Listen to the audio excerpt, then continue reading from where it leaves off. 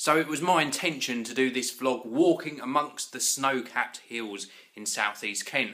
But that wasn't going to happen, was it? We got probably under 1 centimetre of snow, and then that snow quickly disappeared, so there wasn't really anything to sort of even crunch underneath my feet. It all disappeared within a matter of a few hours. So hoping that we get some more snow this weekend, and then I will bring you a vlog outside whilst freezing my nuts off probably. But it'd be a nice sort of scenery. I like going out when it snows actually, because you can get some really nice photos, so I'll probably take the camera along as well. So in this video I want to talk to you about the demise of a few companies. Last year we saw Comet, the electrical retailer, close its doors, and that was sort of expected. I wasn't a great fan of Comet, as you know.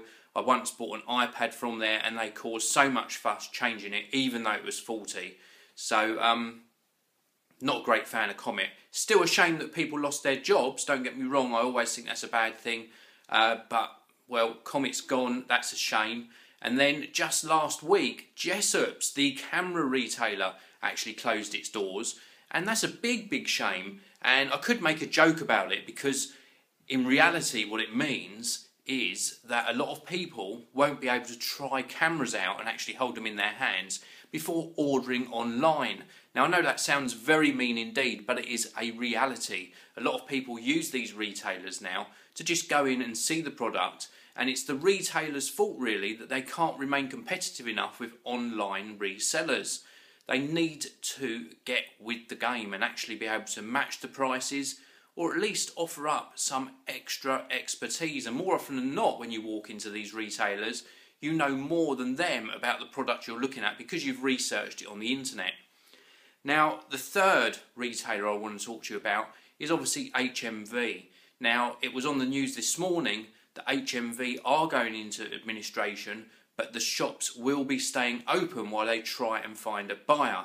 I hope they do, because HMV is one of the few retailers where I still go. I do like to actually buy a physical CD or a Blu-ray film on occasion.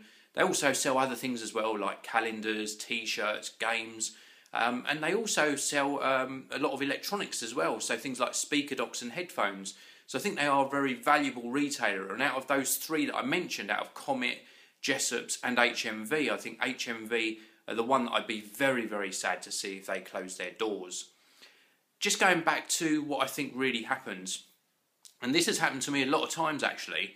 It happened to a friend of mine once in Comet, who actually asked for a camera recommendation. They went to Comet to purchase the camera and were told that it was about £70 more than what I'd said they should be willing to pay.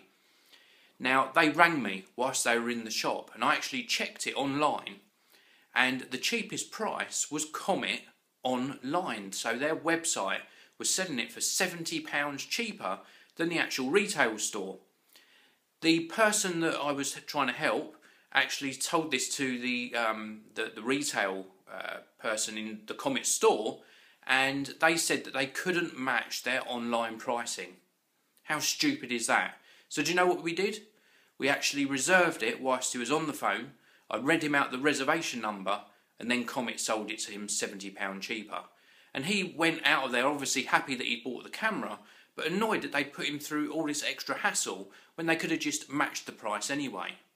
And that's happened to me in other retailers as well. I've gone into shops, including HMV, and in HMV I've even scanned the barcodes of a few products on my phone whilst I was in the store and asked if they could match the product price, and they said no, unfortunately they couldn't, because they got greater overheads inside the stores. So they lose the sale. I walk out and purchase it on Amazon or somewhere else, wherever it's cheapest online, and I just wait an extra day to get the product.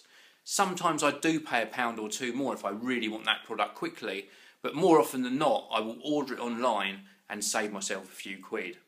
So I think that's where these retailers are going wrong. They really need to look at how they are actually sort of structuring their sales, how they're pricing things, and if they're really adding any extra value. It is a shame when they close down though, and I do feel for anyone that loses their job. Over Christmas last year there were a lot of people, and anyone that loses their job this year, I really do sort of feel sorry that you've lost your job and hope that you find new employment. So that's it for this video. Hope you've enjoyed it. See you all in the next one. Ooh, where's the button?